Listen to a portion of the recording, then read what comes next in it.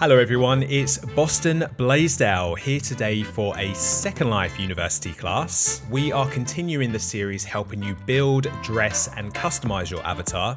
In today's video, I'm going to be giving you a walkthrough on some of what you need to know about skins and tattoos in Second Life. We'll be discussing how to purchase and apply different skins and tattoos, how to blend different skin tones. I'll also be discussing some answers to frequently asked questions, particularly around layering and how to address compatibility issues, the differences between bomb and applier skins, and in addition I'll be providing tips on how to find low-cost alternatives to buying skins if you're on a budget. In Second Life, we're fortunate enough to have hundreds of different skin creators all making unique and beautiful skins for our avatars. For the purpose of this tutorial, I'm focusing on several different creators who provide premium quality and service, but the processes that I'll be explaining to you can work across lots of different skins and tattoo brands. The first store we're stopping by is Not Found, who produce skins both for male and female avatars. You can cam around the store and zoom into different vendor boards to view their large selection of products. Always ensure that the skin you're buying is compatible with the head brand that you're wearing.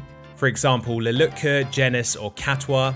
All of the heads that I'm wearing in this video are from Linden, and I have the newer Evo X system enabled on my mesh head. So again, just make sure that it says Evo X on the advert if that's what you're going for. We're going to try this skin here named Olivia. You can see it's labeled as Evo X. It's always good to try a selection of demos, perhaps from different creators, see how it looks in different lighting, and we can go ahead with purchasing the different single skin tones, all with different names. Once we have the face skin, we can purchase the body skin. And this is where we'll need to ensure that we're matching it to the mesh body that we have. Some examples of female mesh bodies are Legacy, Maitreya and Cupra. The body that we're using for this look is Legacy, so we're going to buy the same body tone as the face skin that we have. And let's have a look at how all of this works. We're starting off with a basic system skin layer, which doesn't have much detail. It looks a little bit strange on this shape. We always need to have one of these system skin layers on, and this is represented by this dual body symbol. We're in the Second Life viewer, but this symbol will look a little bit different depending on which viewer you're using. I'll be explaining the types of skin layers in more detail shortly. This Avi is also wearing the Lilutka Avalon head, with one of the included alphas named Bomb, Head, Body and Applier Eyes.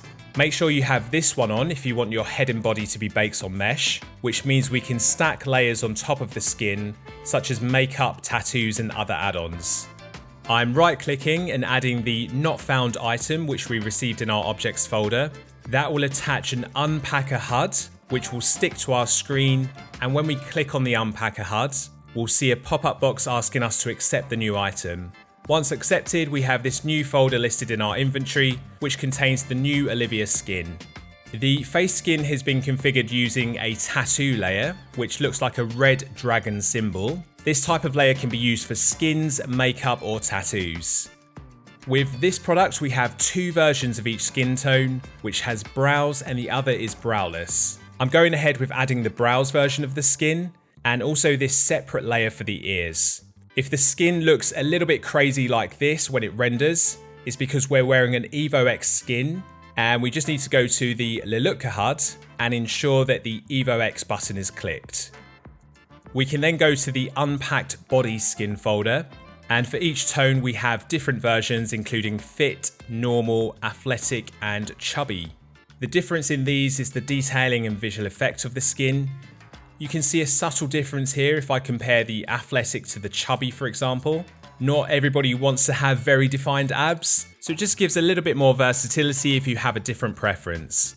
I'm also just moving the position of the sun a little bit so it's not so bright and overexposed on the face. Using the personal lighting setting, which gives you the freedom to move the sun or the moon, depending on which environmental settings you're using. Not Found now provide an additional neck blend with their skins, and it's just simply a case of adding the same colour as the skin tone that you're wearing. If you've applied the neck blend and it doesn't appear to be showing, it's very likely that your bakes on mesh layers need to be reordered. So to do that, just right-click your Avi, click on My Outfits if you're using the SL viewer. I seem to have a little glitch at the moment where my Avi disappears when I use this menu, but once you have this open, you can then reposition the layers using the arrows. You will want this neck fade layer to be above the face skin. This process of reordering applies to all of your layers. For example, you may have a hair base that's hidden under the skin, so you can always use this method to reposition your items so that everything appears as it should. And I'm going ahead with customizing this avatar. I've created a new shape using the shape sliders and just adding various items such as hair. In my previous video, I demonstrated how to purchase and modify hair, so check that out if you need a bit more guidance on that. And with Bakes on Mesh, we can just keep adding as much or as little layers, such as makeup or skin imperfections. To understand different types of layers that skin creators use, let's move on to another skin. This time we're looking at a skin from the store Stray Dog, who sell men's skin specifically, and this one is named Devon. On the vendor board here, we can see that it's been designed for Lilutka heads, and we're going ahead with purchasing one of the face tones, then having a look at the skins for the body, where we follow the same process of matching the skin tone to the body that we're wearing. Again, it's Legacy in this case. I'm applying this on the Lilutka Ford head with one of my shapes, and then I'm matching that with the same skin tone for the body skin. And we can see here that both of these layers are tattoo layers. However, if I was to switch to a different skin by Stray Dog named Loic, you'll notice that they've used a system skin layer for the face skin and then a tattoo layer for the body, whereas Not Found do it the other way around. And you'll find that between the hundreds of different skin creators, they each have their own preference. So one benefit of having the face skin as a skin layer rather than a tattoo is that it will always sit beneath your other layers. So you can add things like hair bases and add-ons without needing to reorder the position of them like I showed you earlier. So as a general rule, skin creators will either have a system skin layer for the body and a tattoo layer for the head, a system skin layer for the head and a tattoo layer for the body, or a tattoo layer for the head and a tattoo layer for the body. This is another skin named Lars by Lelapo, which is the premium skin brand of Lilutka. With this new brand, they're releasing a lovely range of male and female skins. They don't currently produce their own body skin, however they've collaborated both with Not Found and Stray Dog to ensure that their body skins match with the face skins. So when you purchase one of their skins, you have the option of choosing one which matches the same tones as either Not Found or Stray Dog. Not Found give names to their tones such as Hinty and Tan, whereas Stray Dog provide a numbering system where lower numbers are lighter skin tones and higher numbers are darker skin tones. So it gives you some choice if you have a preference on which body skin you prefer. I actually like both of the body skins for different reasons. The Stray Dog ones have different versions included, such as ones with body hair, freckles and tan lines. And the Not Found body skin has versions to include more defined abs, and also an additional layer for more vein detail. Again, we can just start adding some more layers to customize our avatar.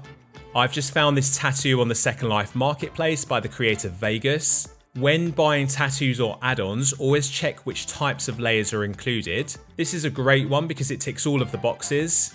It has Bakes on Mesh layers, but also appliers for specific bodies. Because the tattoo goes above the neckline, I need it to be EvoX compatible with my head, and it states that on the advert, which is perfect. I'm adding the tattoo layers in the same way that I've shown you before, right-clicking and selecting Add. This creator makes different intensity levels, so you can choose dark, medium or light depending on how prominent you'd like it. And I've also stacked more layers on here such as body hair, body imperfections, and vein details from various creators. Okay, so let's talk about how we can make things a little bit more affordable with skins. One key point to mention is that when you purchase your mesh head and body, it will already come with some skins included. So for example, with the Legacy body, you have a range of tones for the body skin, which actually look pretty good. This one's a little bit glossy at the moment, which you can reduce in the HUD. The caveat to this body skin is that this is an applier skin. It's not Bakes on Mesh. Anytime you're applying a skin via a HUD, it's an applier. Bakes on Mesh can only be those tattoos or skin layers which we've been looking at. So I had to change the configuration of my setup and swap over to a different alpha. So I'm now wearing the one which says Bomb Head with an applier body and applier eyes.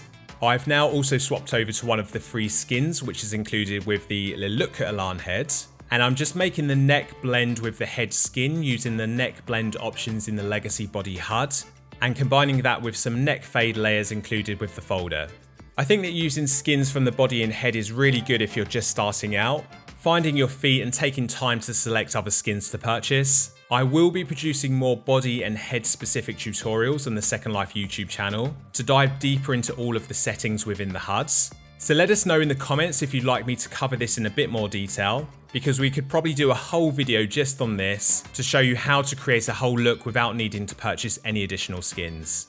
There's also lots of weekend sales in Second Life, and it's very common for some skin creators to release skins at heavily discounted rates. As an example, I've come along to this event named the Sales Room, which runs every Friday to Sunday in Second Life, and I found this skin by the creator Vendetta for 75 Lindens, which is a really good price for a skin.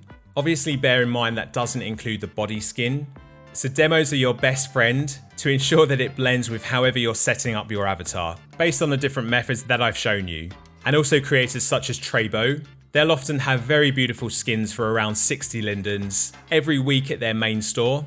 So you can really have some fun with trying out different skins. Each of the brands have a slightly different style and feel to their skins, whether you're looking for something hyper realistic, a softer skin, or perhaps something anime or fantasy. There's something for everyone in Second Life. But that's all from me today, my friends. Don't forget to give this video a like if you enjoyed it, and drop a comment below to let us know if it was helpful, or any feedback for future videos. I'll be back for some more Second Life University videos. Until then, take care of yourselves, and I will see you soon.